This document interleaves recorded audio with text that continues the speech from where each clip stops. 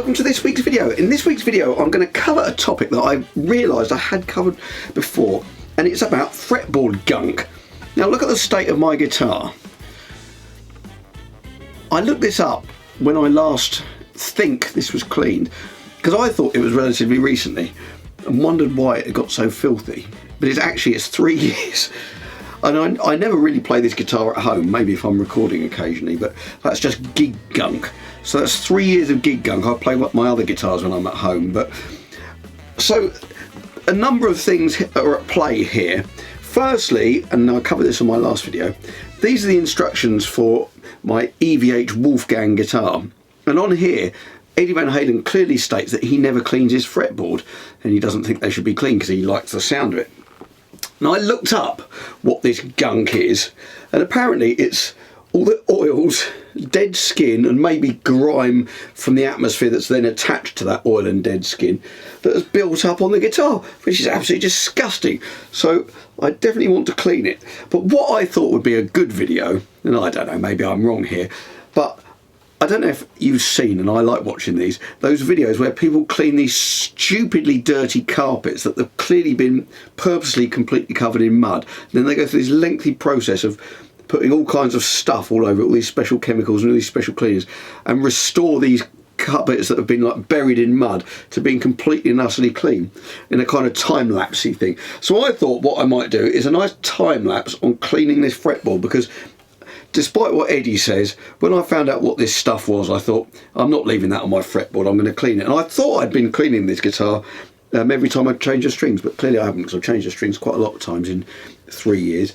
These ones I've done, these guitars, I haven't done my Les Paul yet. I've had that just over a year, and I've looked at that. It doesn't show up as much because it's a rosewood fingerboard, but that one needs cleaning as well. But that doesn't look as good under the camera as this one, because this one's absolutely filthy. So I'm going to get on with this, and I'm going to do a video of me cleaning it so we can see it restored from yucky, super gucky to nice and clean. So let's get on with that now. I've removed the strings. And just another look at what this looks like before I start cleaning it. Quite unbelievable how much that builds up. I mean, I've got quite a lot of guitars, although this is one of the ones I use the most. I certainly don't use it on every gig, so it'd be interesting to know how many gigs I'd actually used it for. A bit of fretwear starting to reappear, because actually last time it was cleaned was when the frets were dressed. In fact, you can really see it in this light. This is a much better light to see it in. I cannot believe this. I never really look at the guitars in the daylight. I mean, it doesn't look this bad when it's hung on the wall behind me. But this, and that's built up, as I say, over about 3 years. So the fretwear and the amount of gunk, maybe I'm heavier on this guitar than I think, but I've got lots of guitars, so I don't use this on every gig by any means, but I must be have lots of skin oil and dead skin. There we go. I'm going to start with a scraper, and then I'm going to use just, I think, sort of a damp cloth to try and get it off. You're not supposed to use the wire wool on maple fingerboards like I have done before, my rosewood.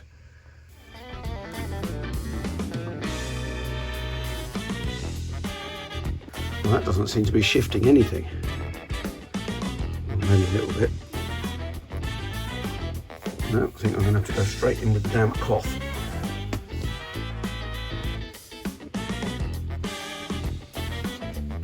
That's working better.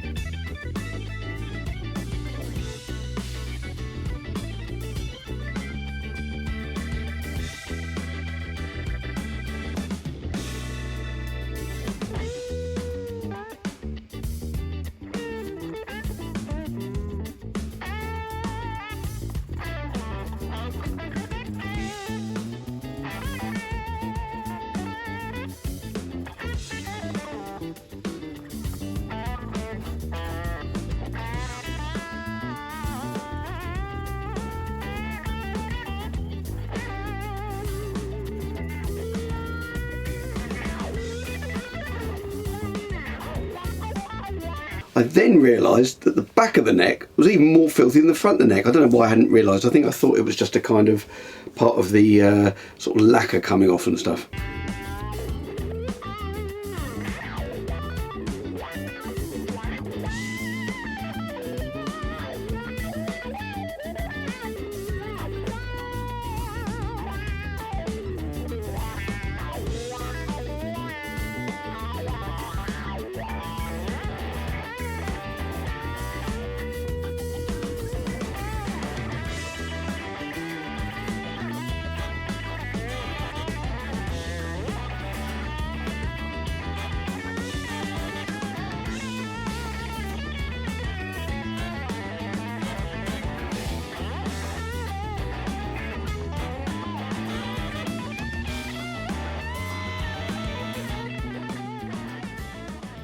So here we are with the freshly cleaned guitar.